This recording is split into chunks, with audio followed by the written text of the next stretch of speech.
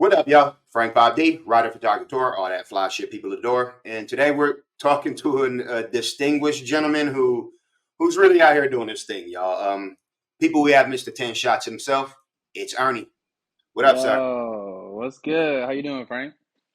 I'm feeling very good, champion. Thank you. Thanks for jumping on. How are things going in your life? Man, I'm good. Blessed. I cannot complain at all. That's what I'm talking about, man. So tell the people where you're from and a little bit about your style, Mr. Ernie. Yeah, so my name is Ernie. I'm from Detroit, Michigan, but I'm based in Fort Worth, Texas. I've been in Texas like 3, 4 years now. Linked with my management team down there, and I just make energetic music, fun music. I don't take it too serious because, like, man, I'm just trying to have fun. I love performing live. I love freestyling, so you'll hear that. And I'm definitely been creating a lot of content the last year or two. Crazy bars I've heard, because bars still matter. So I'm definitely gonna let you know. How about So you? so you are in South by. Yeah, I'm in South by right You're now. right now. Excellent. We have an event tomorrow. I've been down here a couple days. I mean, I love South by. I love Austin. Great event. I think it's my third time going. Hmm. That's dope. What do you think about the boycotts and stuff that's going on out there? Man, bro, we're Americans. Everyone has the right to voice their opinion. Right. Um, and like art is art, and I feel like hip hop is an art form. I mean, hip hop is the art of the underdog. Hip hop is the art of the oppressed and not the oppressor. Like rap culture, hip hop culture, people who look like us, like we have things to stand for. We have rights to stand up for. We have a voice that we need to use. So I respect everybody and anybody that wants to make their voice heard, and I think it's admirable what they're doing. Um, and in the same vein, though, like people here who got to make it happen, got bills due, got things to pay. I understand that too. So I see both sides of it, but I'm definitely supporting anyone that's going to stand up and fight for what's right and what they believe in. Yo, man, that is that is a great way to answer the people who are protesting you. Ooh. I'm joking, man. No, but so being from Detroit and you're in Fort Worth and making noise, where is your musical influence coming from? Man, I think it comes from a lot of places. Obviously growing up and like in the era and generation I am, that big three, Drake, J. Cole, Kendrick have been real big influences. I mean, they're just monsters in the game. But I had a family. A lot of women in my family are teachers, so I had to learn my history. And of course, I listened to Nas. I want to understand the history of hip hop. Jay Z, Biggie, Pac. I mean, N.W.A. Like all of those people. And then when it comes to sonically and the brand I'm going for, like Childish Gambino is a big influence. Donald Glover, multi-talented, multifaceted, and I think with music, content, business, acting, it's like I always thought like I could do whatever I put my mind to, and I'm gonna do it. So I think he's a real big influence, like musically and business wise. I just love how he moves. You're obviously doing what you're putting your mind to, and it's a beautiful thing to watch, and that's a beautiful thing to hear. Like from any how old are you? Man, oh, 20, 27, 27. Damn, I Great should age, know that off the man. top of my Great age. head. That's a great thing to hear from someone who's so young like that. With that, like, what kind of impact are you trying to make with your music? Yeah, I mean, I want to entertain, I want to educate, I want to inspire, um, and I definitely want to tell my story that someone's gonna relate to. Like a lot of my songs are true life events, like that really happened. Like 10 shots, I went Ernie mode. That was at a party that everyone who was at that party knows what night that was. Pedialyte came from a music video shoot. This girl was going crazy. She hit me in the morning. Pedialyte, like. Fonzie happened. I mean, a lot of my songs, I moved to the South. Like, I'm on 10, Head Top. Like, these are real life events Yeah. that happens. I just want to spit real life raps and have it to relate to someone. That's tight. Honestly, I gotta say my favorite record of yours is Manu Ginobili. Yeah, Ginobili's Sure, fire. and Beats it's for a been beat. yeah, exactly. Um, Yeah, and both of y'all were ripping it for sure. yeah. Um, Appreciate so that. yeah, I mean that's really dope, dude. I enjoy like just having fun in music. You know, with all the with everything that goes on in hip hop today, with the drill scene that's going on, and Yeah. the sliding community and the get backs and whatnot, and in every state and in every big market, it just really sucks, man. You know, where Yeah. I'm from, it's gangster rap, like from since the '80s, like from Oh Los yeah. Angeles. And while it's crazy that a lot of that doesn't seem to come from that space and from these other places, which Mm. again are nowhere less on the scale of Los Angeles, maybe Detroit, but no, I'm joking. Yeah. Um, but yeah, I just love to hear that. Like Pedialyte, you definitely go into Ernie mode, Yeah. and you interact with your crowd, like in a major way, and with your audience. So it's just really dope, man. You really have fun doing this, don't you? Oh yeah, it's a blast. And connection's so important. It's like, why are you doing the music? Like I make music for myself, but like music, you want to connect with people, you want to impact. And like I talk to artists about marketing and selling themselves, and it's like, man, you are selling a product that no one can feel, that can grab, that can touch. Huh. You're selling an idea, a feeling. Like when music hits, you feel no pain, but you feel it. Like so you got to put yourself out there and you got to connect with people. Then like why are you being an artist? Why you want to be a superstar, and like that it's like, man, if some kids talking about Ernie inspired me, like that's the goal. That's love. That's life. Well, I mean, we're all consumers, like in this society and day and age, like in this country, for sure. Um, yeah, like it's not hard to see where an artist will feel like, oh, just put something out for people to enjoy and for people to buy and people to take, instead of Yeah. like really trying to make a connection, and really like, even with making the music, instead of actually trying to talk to someone through their music, anyone who will listen, they just want to make something generic or what sounds like what's hot. So Yeah.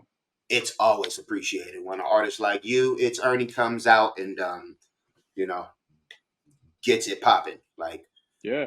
why do you No, that's love. why do you like Sesame Street so much? Man, bro, this girl said I look like Bert and Ernie. That's crazy. That's not where my name comes from. That is not where it comes from.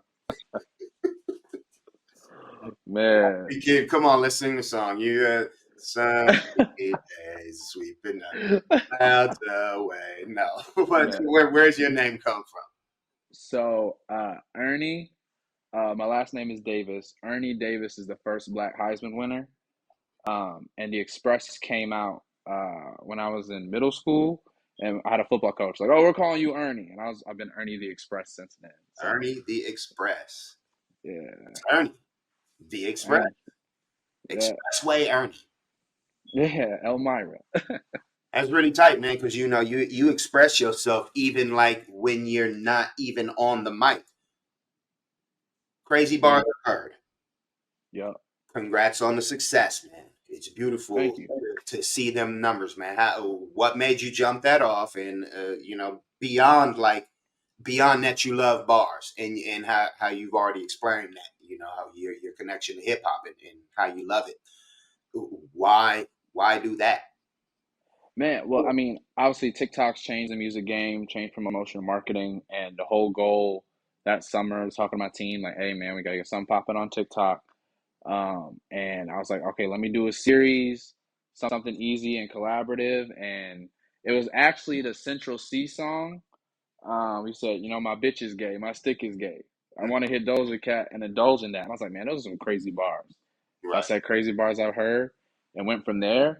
And I feel like the best part of it is just building a community, and also just talking to people that I never talked to, DMing some people that I'm like, man, like we 6 degrees away from each other, but in the industry, it's like 2 degrees. And I'm really connecting with some dope people, shining some light on some dope MCs, and I mean, like teamwork make the dream work. So it's really, it's really been fulfilling too. Like it's It's almost as fun as making the music. Not as fun, but it's almost there. Uh, Excellent. And for real, congratulations. Honestly, you're doing some great numbers on there. Appreciate it. What do you feel about the government trying to shut down your flow, man? Man, I don't know why they're doing that. I mean, Like, why they I hating get like algorithms. I don't know. I get algorithms, and anyone's gonna respect this opinion. Out of all the things they could be focused on, voting on, discussing, they want to do TikTok. We talking about TikTok. Not talking about homelessness. We're not talking about unemployment, inflation, gas prices, wars. We talking about TikTok. Man, so, so many other things I need to focus on. so you called the government? Man, TikTok sent me that message. I had hit my house member like, hey sir, can we put this? I don't know if this should be the priority right now. Can we table this? Is that considered like you working with the ops? Is that considered snitching in any way? So the government gonna be listening to this? What how many So followers he got? What he say? moving on, moving on. You've heard a lot of crazy bars, and it's clear Yes. that you know lyricism. Hmm. What's the craziest bar you can remember off the top, and who said it? Ooh. Um. Man, I think the simple ones really hit me because they don't hit people. The ones that might take you a year, you got to play it back to hit. Hmm. And one of the ones, it's one of my favorites. It's probably not the best, but one of my ones because I'll never forget it. Because my roommate, I spit that bar to him and he didn't get it for like literally a year. Ah, Two Chains cipher bar. He said, "You a nobody, anorexic," and my roommate literally hit me a year ago. He's like, "Bro, nobody, anorexic," um, and yeah, I mean the bars that resonate. Deontay Hitchcock had a freestyle and he was talking about his toddler and Miss Rachel, and that bar was so cold because it's such a specific demographic. To get that bar, you have to be a parent and have a toddler that watches Miss Rachel. So like bars like that really hit for me where they're super specific or they're super simple where you like it just goes crazy. Like when Royce talked about some of y'all couldn't make a hit out of the trash where Brenda's baby dropped it. Like that Pac reference, the way Royce delivered that line. I mean, those bars are real crazy. Those bars are real crazy, and I could go on and on for like 5 minutes because they'll just keep popping in my head. I mean, I could imagine you are Mister. You are Mister Crazy Bars. I've heard. Um, I'm I'm trying to get on the page, man. Can I Hey, can I spit you some bars? yes, definitely send me some bars. You can spit them right now. Shoot. No, but like in that same vein, trying to like get your name and your face out there. What would you advise someone who like wants to get their numbers up like that on the socials? Yeah. Consistency, um, visuals, lighting. Those are like the basics. Get your visuals, your lighting, and then make a schedule. Like I tell people, I've taught some classes. Like don't. I mean, you don't have to do every day. You know, it help. But if you could do once a week, twice a week, 3 times a week, 5 times a week, where people expect when you're gonna post and they're gonna see it, that definitely helps. And then hooks, just an attention grabber at the beginning of the video, make it relatable, make it a you type video, not like a I'm not a salesman knocking at the door, like listen to my song. But if you say, hey, yo, if you the homie and you like to smoke weed, check this track out. Or me and the homies are smoking weed. Like you just gotta make it relatable to people. Because people don't want to be sold to with their music. They want to stumble upon it and be put on. So you just have to put people on digitally. Like, just like trapping CDs out the trunk back in the day. You just go up to everybody and say, "Hey, listen to this, listen to this." You start to approach people like, "Hey, man, you like Andre 3000, Big Boy, Bum B? Oh, check out this tape. This is my name." Like, there's a way to do it, and I think consistency and hooks definitely help. Hmm. When people talk about success on social media, that is one of the main points that they always kick. Consistency. And Yeah, what you just said is really helpful, to keep it on your schedule, but be consistent. Again, it doesn't yeah, have to be every single day, but you need to be timely, at least with it. And timely doesn't just mean on time. It means, yeah, at a specific time, and as things get scheduled, moving on. Um, yeah. It's no, like a TV show. really, really good advice. What's up? Come on, keep breaking it down. We need another one. No, it's like a TV show. You just gotta let people know when your show's coming on. If it's Thursday at 7, it's Thursday at 7. Hmm. Yeah, we come on. Another tip. Come on, don't stop. Keep talking. Yeah, I'm. It So you got to talk, show people your face. I mean, artists like, oh, I want to be, you know, mysterious. I'm like, bro, it's 2024.